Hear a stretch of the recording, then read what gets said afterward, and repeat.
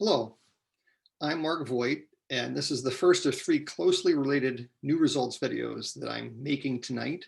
This one is about a paper I recently submitted to ApJ Letters. It's being refereed, and it tries to explain intuitively using pictures the key concepts associated with this phenomenon that I call precipitation. This is the first figure. It's showing an atmosphere with an entropy gradient, K versus R. The cooling time to freefall time ratio is 10. And because the medium has an entropy gradient and that cooling time to freefall time ratio, when you perturb it, it tends to excite thermal instability that ends up saturating on a limit cycle. So the trajectory on the upper right is a perturbation that's been nudged away from the median line. And as it goes to the blue region, cooling exceeds heating and its buoyancy is negative.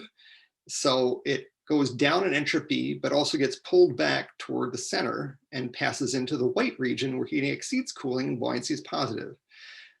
So it starts exciting an internal gravity wave, buoyant oscillations, that grow until the damping of that wave, because of motion with respect to the background medium, is equal to the rate of thermal pumping. So the presence of the entropy gradient is therefore causing this to saturate.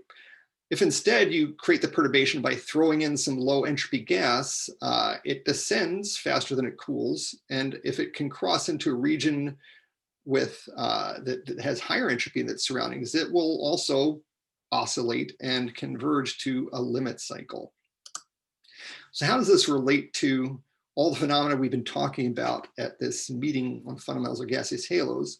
In the upper panel, it shows various ways of introducing perturbations and shows when they condense and when they don't condense. So if you have an outflow, as in the left side, it can uplift gas that if it gets to the purple region where tcool over T free falls of order unity, it can condense, producing galactic fountain.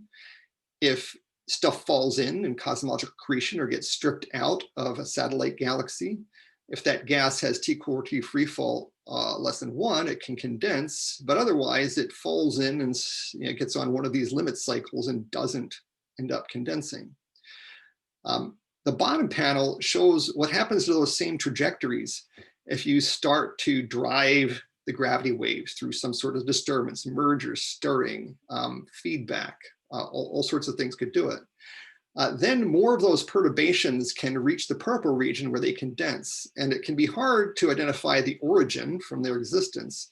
And I would think of all these as forms of precipitation. So generalized turbulence can promote additional precipitation by interfering with the damping effects of buoyancy. All that leads to this figure, which is my answer to the question frequently asked, why is tcool over T free fall of 10 so significant, at least in observations and simulations? I think that's because in any atmosphere, there's a distribution of perturbations.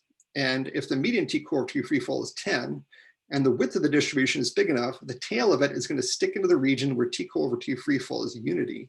And those perturbations will condense. And that makes the precipitation rate exponentially sensitive to both the median value of tcool over T free fall and the dispersion. So that's why it has to be significantly greater than 1.